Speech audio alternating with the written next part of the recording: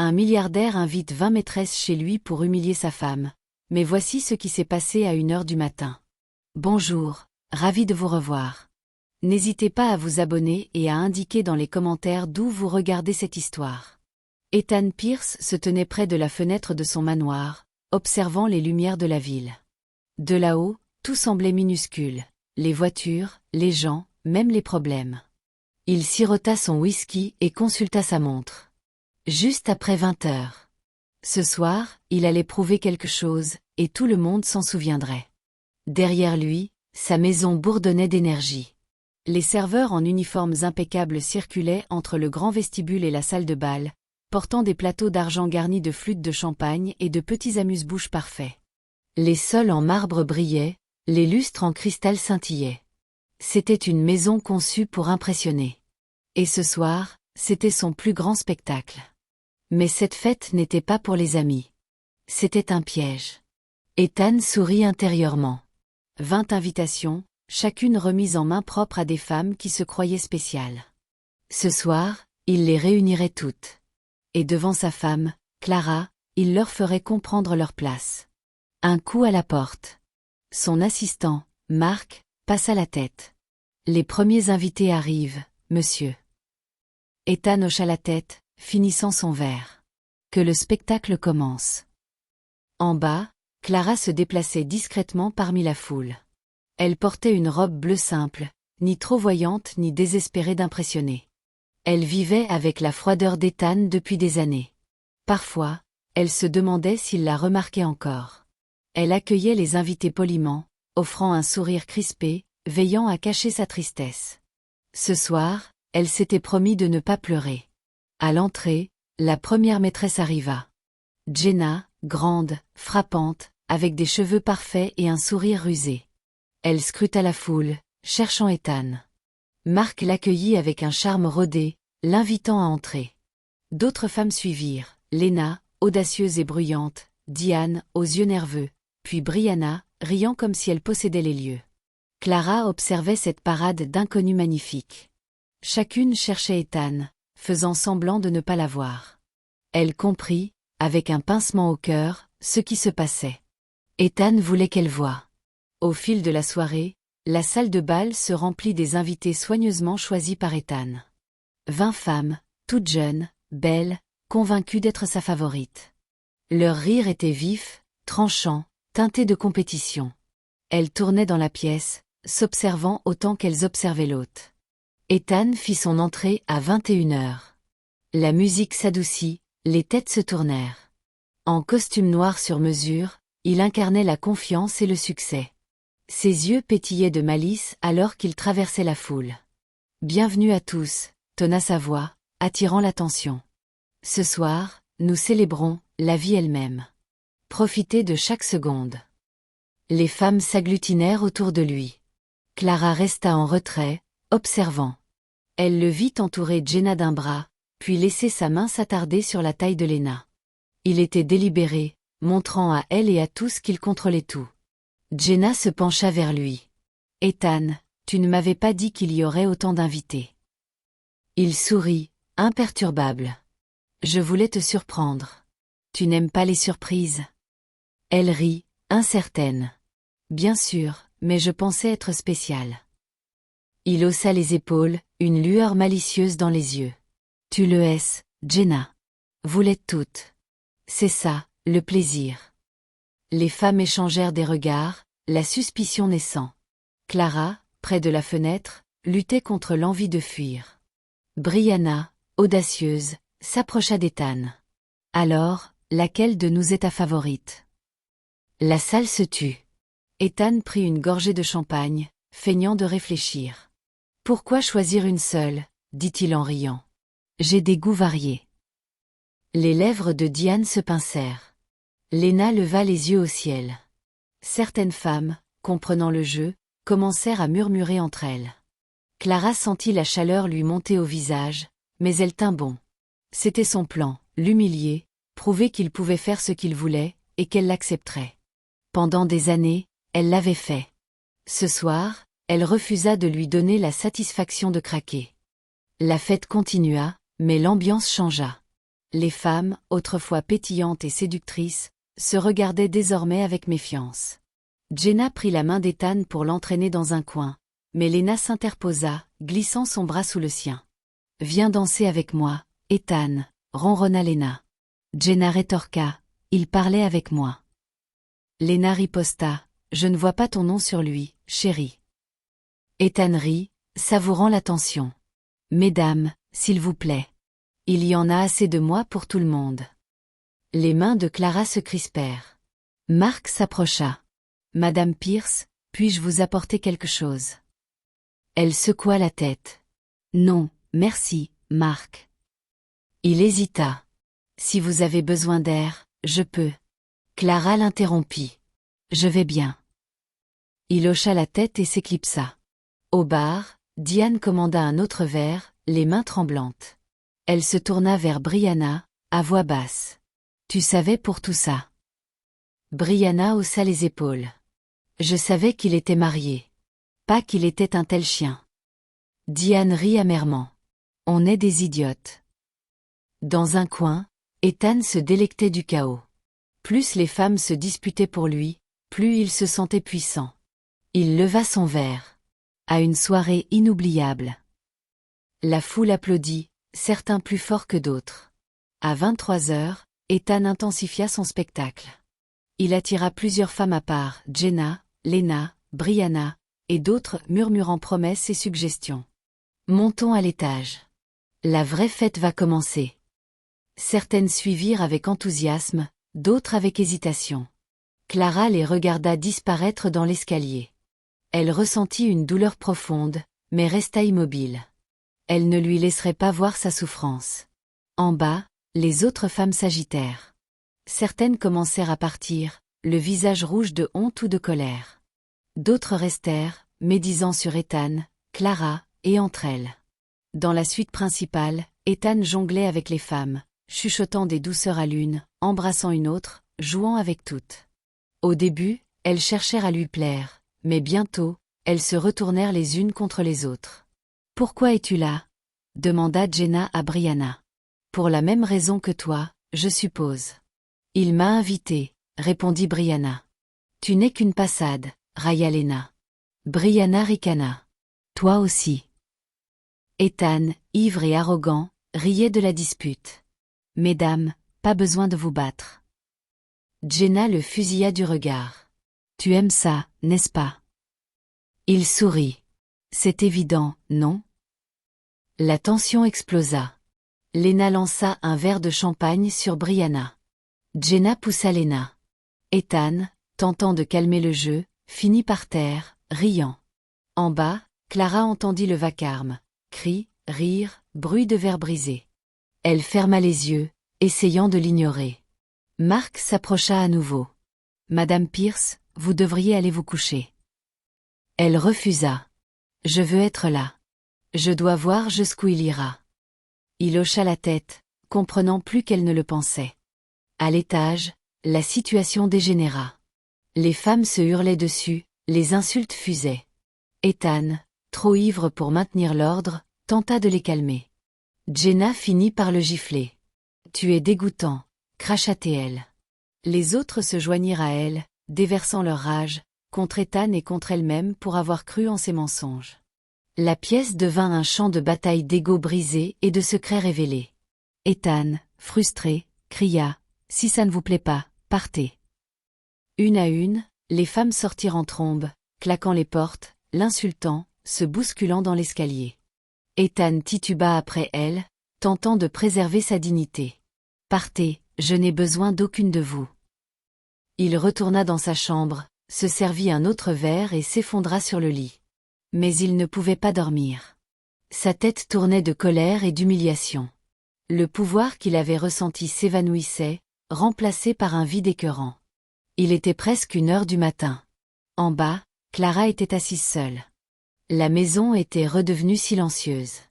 Elle fixait son alliance, la tournant autour de son doigt, l'esprit en ébullition. Soudain, un cri résonna à l'étage, suivi de bruits de pas précipités. Elle se leva d'un bond alors que plusieurs femmes, maquillage défait, cheveux en désordre, passaient en trombe, se dirigeant vers la sortie. Attendez, que s'est-il passé? Cria Clara. Jenna ralentit à peine. Il est blessé. Je crois qu'il s'est effondré. La panique saisit Clara. Sans réfléchir, elle monta les escaliers en courant. En haut, elle trouva Ethan étendu dans le couloir, face contre terre, immobile. Il haletait, les yeux écarquillés de terreur. « Ethan !» cria-t-elle, tombant à genoux à ses côtés. Elle le secoua doucement. « Tu m'entends, Ethan ?» Il ne répondit pas. Clara, les mains tremblantes, attrapa son téléphone et appela les urgences. « Oui, mon mari s'est effondré. » Il ne répond pas. « S'il vous plaît, venez vite », supplia-t-elle, donnant l'adresse, essayant de rester calme. Elle vérifia son pouls, le mit sur le côté, fit tout ce qu'elle avait vu dans les films. Pendant ce temps, les femmes continuaient de fuir, sans se retourner. Clara resta. Elle pressa une serviette humide sur son front et murmura « Tiens bon, Ethan. Ça va aller. » Quelques minutes plus tard, des sirènes hurlèrent dehors. Les ambulanciers entrèrent en trombe.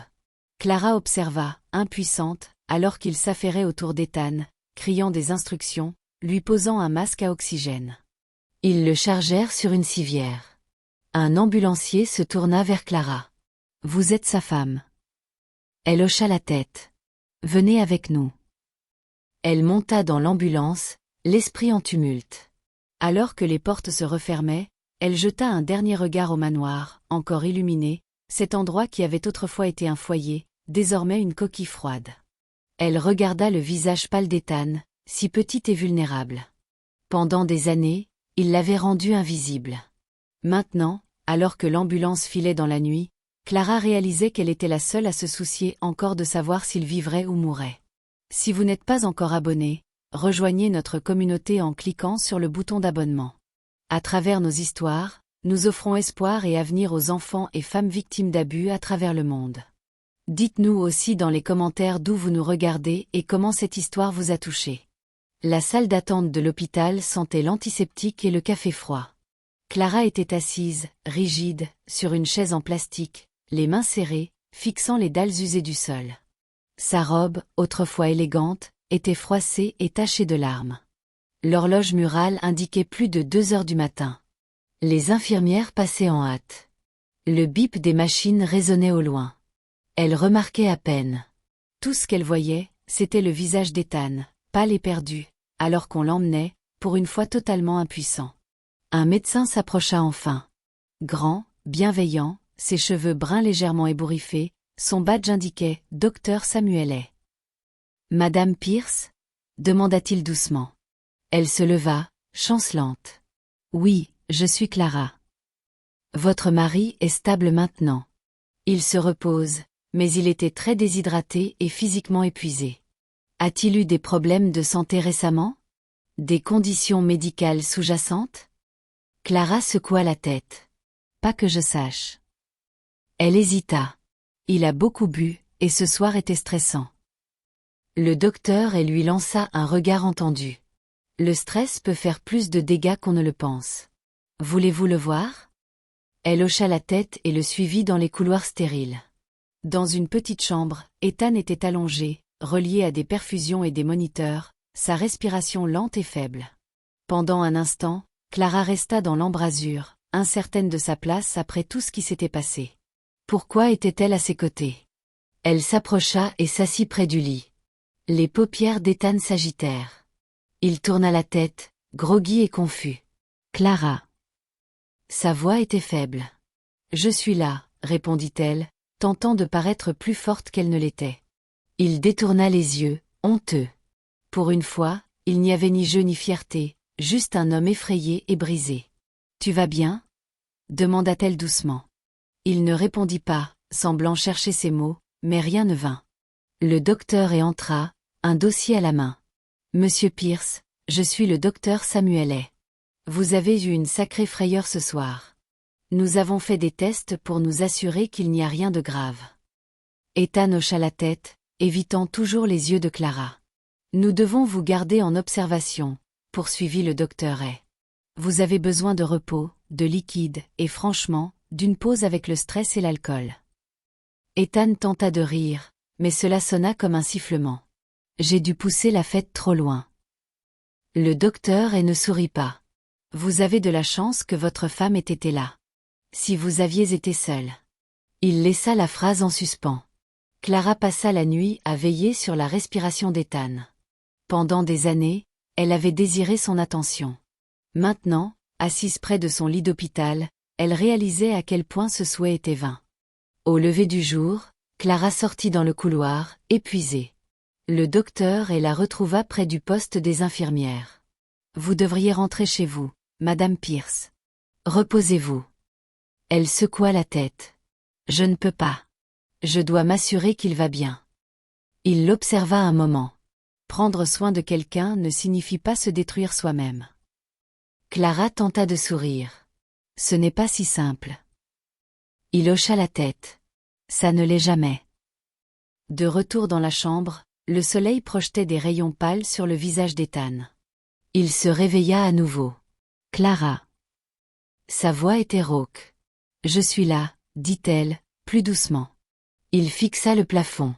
Elles sont toutes parties, n'est-ce pas? Elle ne répondit pas. Il ferma les yeux, la colère déformant ses traits. Je ne sais pas ce que je voulais. Clara tendit la main vers la sienne, puis s'arrêta. Repose-toi, Ethan. Plus tard, une infirmière vérifia ses constantes. Elle regarda Clara avec sympathie. Il a de la chance, vous savez. Certains n'ont pas de seconde chance. Clara y réfléchit. Était-ce une seconde chance pour lui? Peut-être. Pour elle, elle n'était pas sûre. Les heures passèrent dans un brouillard. Le docteur allait et venait, toujours calme, expliquant les résultats des tests d'Ethan et la nécessité de nouvelles analyses. À midi, Ethan était assis, regardant par la fenêtre, perdu dans ses pensées. Clara lui apporta un verre d'eau. Merci, marmonna-t-il. Elle se tint près de la fenêtre. Ethan, pourquoi as-tu fait ça? Il ne répondit pas tout de suite. Le silence s'étira. Enfin, il haussa les épaules. Je voulais ressentir quelque chose. Prouver que je pouvais avoir tout ce que je voulais. Peut-être que je voulais juste te faire du mal. Sa poitrine se serra. Pourquoi? Après tout. Il la regarda, les yeux fatigués et sombres. Parce que je suis égoïste. Et parce que tu ne t'es jamais rebellée. Elle encaissa en silence. Peut-être que j'aurais dû. L'air entre eux était lourd de tout ce qui restait non dit. Un coup à la porte les interrompit. Le docteur entra, un dossier à la main, l'air sérieux. Monsieur Pierce, Madame Pierce, puis-je vous parler? Ethan hocha la tête. Le docteur s'assit, croisant les mains. Nous avons effectué des tests supplémentaires. Vos analyses sanguines montrent des anomalies. Nous devons faire d'autres examens pour confirmer, mais il y a des signes d'une possible infection. Nous prenons cela très au sérieux. Clara, confuse, demanda, quel genre d'infection? Le docteur hésita. Nous en saurons plus dans quelques jours. Je devrais poser des questions personnelles en privé, Monsieur Pierce. Ethan pâlit. Que voulez-vous dire? Le docteur adoucit son ton. Je dis que vous devez prendre soin de vous. Et Madame Pierce, il serait prudent que vous soyez testée aussi, par précaution. Ethan enfouit son visage dans ses mains. Le docteur se tourna vers Clara. Je sais que c'est difficile. Faites-moi savoir si vous avez besoin de quoi que ce soit. Il quitta la pièce discrètement. Ethan fixait son giron. J'ai tout gâché, n'est-ce pas? Clara s'assit à ses côtés, le poids de la trahison plus lourd que jamais. Elle voulait crier, pleurer, fuir, mais elle resta, pour des raisons qu'elle ne s'expliquait pas tout à fait. Elle murmura, « Je serai là jusqu'à ce que tu ailles mieux. Après ça, je ne sais pas. » Les 3 jours suivants, Clara quitta à peine l'hôpital. Elle apportait à Ethan de la nourriture qu'il touchait à peine, lui lisait les nouvelles, restait avec lui dans les heures silencieuses. Le docteur passait souvent, offrant des paroles rassurantes, répondant à ses questions avec patience. Un après-midi, alors qu'Ethan dormait, le docteur trouva Clara dans le couloir. « Comment tenez-vous le coup ?» demanda-t-il. Elle soupira. « Honnêtement, je ne sais pas. Je me sens vide, comme vidée. » Il hocha la tête. C'est normal après ce que vous avez traversé. Elle le regarda, les larmes aux yeux. Je ne peux pas continuer à sauver quelqu'un qui ne veut pas l'être. Le docteur est sourit doucement. Peut-être qu'il est temps de vous sauver vous-même. Ils restèrent silencieux, deux étrangers liés par la douleur des choix d'un autre. De retour dans la chambre, Ethan se réveilla et trouva Clara à ses côtés. « Tu es encore là », dit-il doucement. Elle hocha la tête. Il fallait bien que quelqu'un le soit. Il serra sa main, et pendant un bref instant, elle vit l'homme qu'elle avait aimé, mais cela s'estompa vite, remplacé par l'étranger froid et égoïste qu'il était devenu. Le 4e jour, le docteur y revint avec les résultats des tests. Il ferma la porte derrière lui. « Monsieur Pierce, Madame Pierce, j'ai de mauvaises nouvelles. Vos tests confirment que vous êtes séropositif pour le VIH. » Ethan devint livide. La main de Clara se porta à sa bouche. Le docteur continua. « Vous aurez besoin de conseils et de traitements. Il y a des médicaments, de l'espoir, mais vous devrez faire des changements sérieux. » Ethan s'effondra, des larmes silencieuses coulant sur son visage. Clara sentit la pièce tanguer. Toutes ces années de trahison, d'humiliation, et maintenant ceci. Elle se leva, engourdie. « J'ai besoin d'air », murmura-t-elle et sortit. Dans le couloir, elle s'effondra. Le docteur la trouva et lui tendit un mouchoir. « Vous n'êtes pas seule, » dit-il doucement. « Quoi que vous ayez besoin, je suis là. » Elle hocha la tête, reconnaissante pour la première véritable gentillesse qu'elle ressentait depuis des années. À l'intérieur, Ethan faisait face à une vérité qu'il ne pouvait plus fuir. Les femmes étaient parties. Les fêtes étaient finies. Il ne restait que les conséquences. Pour la première fois, Ethan Pierce avait vraiment peur. Les jours suivant le diagnostic d'Ethan passèrent dans un brouillard. Il mangeait à peine. Son téléphone, autrefois vibrant de messages, restait silencieux. La honte et la peur hantaient ses yeux. Clara resta à l'hôpital un temps, par devoir plus que par amour. Elle parlait peu, chaque mot pesant plus lourd que le précédent. Le 2e soir à la maison, Clara apporta de l'eau à Ethan. Il fixa le verre comme s'il allait le mordre. « Tu n'es pas obligé de faire ça, » dit-il, la voix creuse. « Je sais, » répondit-elle, posant le verre sur la table avant de se détourner. « Mais je ne te laisserai pas sans aide. »« Pas encore. » Il hocha la tête, vaincu. « Je mérite d'être seule après ce que j'ai fait. » Elle ne répondit pas. Elle le laissa à ses pensées et ferma la porte. Ce soir-là, Clara prépara une valise. Elle tria ses vêtements, photos, petits souvenirs, traces d'une vie qu'elle avait trop longtemps essayé de sauver. Quelque chose en elle avait changé. Il n'y avait plus de place pour la pitié. En fermant sa valise, Ethan apparut dans l'encadrement de la porte, les yeux rouges. « Où vas-tu ? » « Je pars, » dit Clara, la voix ferme. « Tu as besoin d'aide, Ethan, et moi, j'ai besoin de paix. » Il tenta de protester, mais les mots lui manquèrent. Il s'effondra au sol, la tête dans les mains. « Je suis désolée, Clara. J'ai tout gâché. » Elle l'observa longtemps. « Tu n'as pas seulement ruiné ce mariage. Tu t'es ruiné toi-même. J'ai supplié que tu arrêtes, que tu reviennes à moi. Mais tu n'as jamais écouté. » Il pleura ouvertement. « Ne pars pas. Je vais changer. Je te le promets. » Elle secoua la tête. « Tu ne veux de moi que parce que tous les autres sont partis. Je ne peux pas être le dernier recours. » Le lendemain matin, Clara tendit à Ethan une pile de documents. Il baissa les yeux, le cœur lourd. « Divorce » murmura-t-il. « Oui » dit-elle. « J'ai déjà parlé à un avocat. Tu n'as qu'à signer. » Il parcourut les pages, tergiversant, les mains tremblantes. « Non, je ne signerai pas. Pas après tout ça. Clara, donne-moi une autre chance. » Elle s'assit en face de lui, la voix calme mais définitive. « Plus de chance. Tu m'as humiliée, mise en danger, traitée comme un meuble dans ma propre maison. C'est fini, Ethan. » Il tenta tout, culpabilité, colère, marchandage. Rien ne la fit fléchir. Elle était hors de sa portée. Enfin, désespéré et épuisé, Ethan prit le stylo et signa. À l'instant où l'encre sécha, Clara sentit un poids s'envoler de ses épaules. Elle se leva, rassemblant ses affaires. J'espère que tu trouveras l'aide dont tu as besoin, Ethan. Vraiment.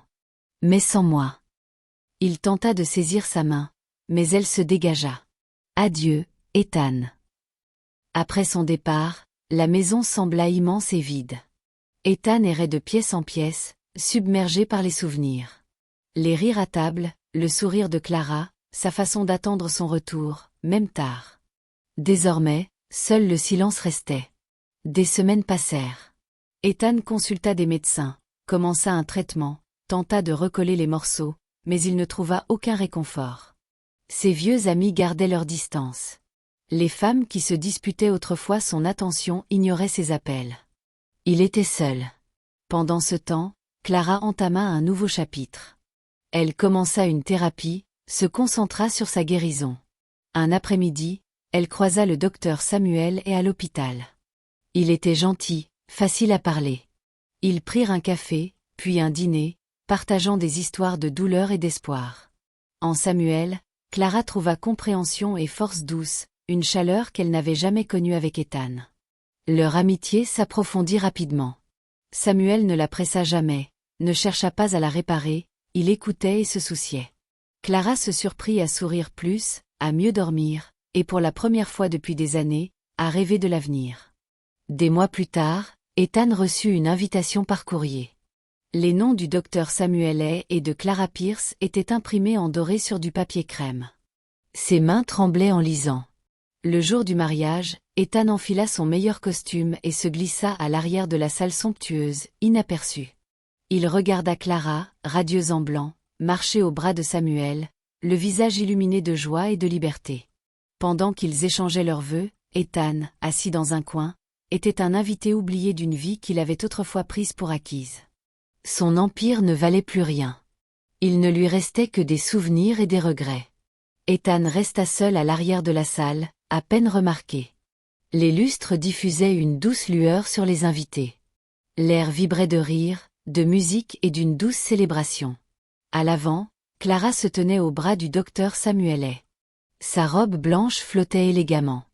Samuel la regardait avec fierté et gratitude. Son sourire n'avait rien de forcé ou d'amer. C'était un pur soulagement, un nouvel espoir. Ethan gardait la tête baissée, serrant l'invitation dans ses mains. Personne ne vint le saluer. Personne ne lui demanda pourquoi il était là. Il n'était qu'un visage parmi la foule, invisible, exactement ce qu'il avait fait ressentir à Clara dans leur mariage. La cérémonie commença. Clara et Samuel échangèrent des vœux simples et sincères. « Je promets d'être ton ami, ton partenaire, ton refuge », dit Samuel doucement. La voix de Clara était claire et assurée. « Avec toi, j'ai trouvé la paix, la gentillesse et l'amour. Je promets de ne jamais prendre cela pour acquis. » Les applaudissements emplirent la salle. Les invités acclamèrent alors que Samuel embrassait Clara. Ethan sentit des larmes lui piquer les yeux, non de bonheur, mais d'une douleur creuse et aiguë de la perte. Alors que la célébration passait au dîner et à la danse, Ethan resta à sa table, un verre de vin intact devant lui. Il observa Clara rire avec ses amis, accepter des étreintes, glisser sur la piste de danse dans les bras de Samuel. Il repensa à toutes les fêtes qu'il avait organisées, des nuits de plaisir vides, de victoires creuses, d'amour gaspillé. Son esprit rejouait sa trahison, le chaos de cette nuit infâme, et la rapidité avec laquelle les femmes étaient parties quand tout avait mal tourné. Clara avait été la seule à rester, même avec toutes les raisons de partir. Maintenant, elle était partie pour de bon. À un moment, Clara remarqua Ethan au bord de la salle. Leurs regards se croisèrent. Elle n'avait pas l'air en colère, juste calme, peut-être un peu triste pour lui. Elle lui adressa un léger hochement de tête, un adieu silencieux, et se tourna vers son nouveau mari. Pour la première fois, Ethan comprit ce qu'était la véritable solitude. L'empire qu'il avait bâti, l'argent, les femmes, tout cela n'était rien sans amour, respect ou famille. La fête continua, les rires résonnant sous les lustres. Ethan s'éclipsa discrètement, personne ne le remarquant alors qu'il disparaissait dans la nuit. Dehors, le monde semblait plus froid. Il monta dans sa voiture et s'éloigna de la salle, le son de la célébration s'estompant derrière lui. À l'intérieur, Clara et Samuel dansaient leur première danse en tant que mari et femme. Pour Clara, c'était le début d'une nouvelle histoire, bâtie sur la confiance, la gentillesse et un véritable partenariat. Ethan resterait à jamais le fantôme au bord de ce souvenir, un homme hanté par le prix de son orgueil.